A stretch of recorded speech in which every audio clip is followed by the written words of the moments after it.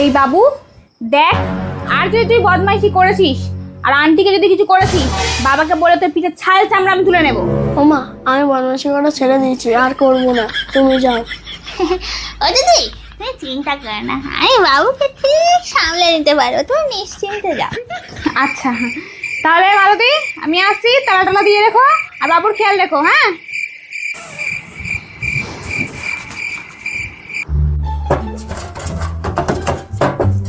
Aunty aunty, তোমাকে একটা Saint শোকাবো, খুব সুন্দর গন্ধ।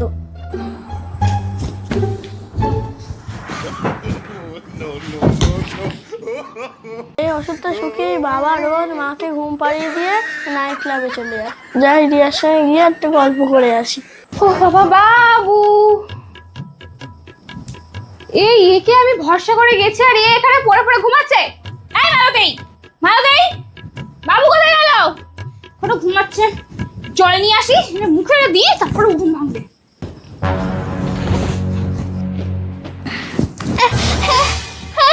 কি কোথায় আছে? কি কে কেন? এই তুমি এখানে পড়ে পড়ে ঘুমাচ্ছিলে, আমার ছেলে কোথায়?